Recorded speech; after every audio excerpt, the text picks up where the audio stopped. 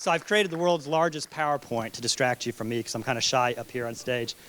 So my 10 ideas are actually they're included in your handout, and I'm not going to focus on all of them. They're actually a pledge I made to myself about 8 years ago to keep myself hopefully true to my principles as I took on this position I'm in now. I'm only going to talk about one, and that is to have the courage to make bold changes for your future. And I focus on it because it, more than any other, is the one I have failed at the most. You know, I believe that we're placed on this planet but for a fleeting moment. And in that moment is an even smaller fraction of time that perhaps we've built the credibility and the influence and even the power to make change for our community. But so often when we get to that point, we acquiesce, we're comfortable. We don't want to make other people uncomfortable, and we choose to let tradition stand and not push those things forward.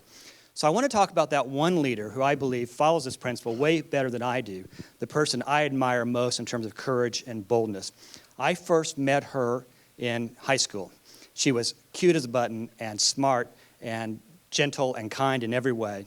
And 14 years later, I got the courage to ask her out. That's how bold I am. And she actually said yes. And we quickly fell in love. We got married. We had 3 kids. And she continued to be this beautiful, kind, gentle, patient, non-controversial, non-judgmental person. She was everything that I wasn't until she wasn't. And I remember the day that I began to see this superpower in her come out. We were meeting with our daughter's kindergarten teacher, and she told us, "We don't think your daughter can graduate kindergarten, and on the other hand, we don't think holding her back will help her either." We asked, "What's wrong?" "We don't know. She seems to have a problem with memory." "Well, can we find out? Can we test it?" "Yes, you can apply next fall to get tests done. It'll take about 6 months to get those that process." We had the opportunity that many families didn't. We spent thousands of dollars and ran our daughter through a battery of tests and came across a really simple diagnosis. She has dyslexia. About 1 in 5 of us have it. And that's when I began to really see my wife change, because she found out, although we had caring teachers, they weren't resourced. The schools weren't structured. The support wasn't there to help them teach kids with dyslexia how to learn. We sat through IEP meetings with lawyers and administrative people and bureaucrats and technocrats, all dotting I's and crossing T's, doing everything to be in line with the compulsion of the law, yet we grew more and more desperate that they weren't going to teach our daughter to read. So my sweet, kind, gentle wife went to war. She went to war with anyone that stood between her daughter and her chance at a decent education. And she did 3 amazing things. The first thing, she co-founded a group called Decoding Dyslexia Missouri, a not-for-profit advocacy group for kids designed to push legislation. There's 1,000 bills dropped every session, and the chances of getting a bill passed for someone who's never done this before had to be less than 1,001. But she used her charm and charisma, and she got the first bill passed. And then that wasn't enough. She felt more had to be done, and so she pushed for an even more important bill, one that would require every student in the state of Missouri to be screened for dyslexia. She got it passed despite most of the organized education world being against it.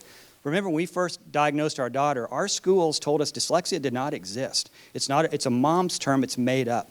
8 years later, she got the bill passed. The second thing she did, she aligned herself with an amazing person named Noelle Life. Noelle created a not-for-profit called Springfield Center for Dyslexia and Learning in her basement.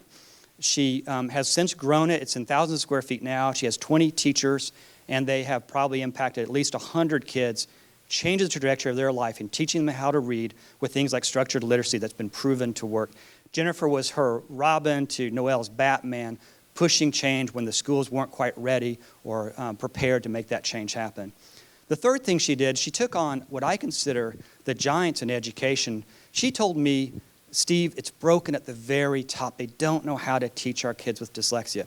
50% of the kids in our state are below proficient in reading. 80% of the people in prison are functionally illiterate. 60% of those have dyslexia. Our failure to teach our kids to read is a direct pipeline to prison." And she wanted to make change at the very top. So one day the governor called her, the former governor, and asked her if she'd be on the State Board of Education. She said yes, but understand that I want to make a change at the very top. She thought the State Board of Education, instead of being a watchdog overseeing our schools and holding them accountable, was more of a lapdog, being supportive of friends and not pushing the standards while our metrics across the state were failing our kids. So the appointment was rumored on a Sunday night, and it would happen Monday, and she would cast a vote. that would change leadership.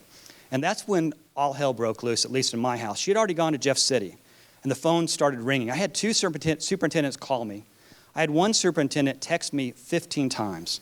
I had several called her friends, putting pressure on them to change her vote. I had a superintendent call 2 of my board members and told them that CoxHealth will be held accountable if Jennifer votes with the governor. And that wasn't a false threat because they had millions of dollars of insurance contracts at play.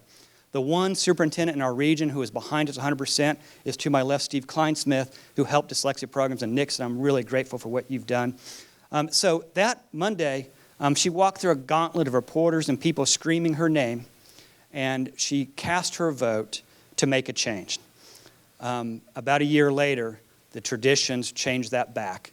But she continued the fight and continues the fight. And so if you want to learn about bold, courageous leadership, I'm not your person. It's my wife, Jennifer Edwards, who I adore. Thank you very much.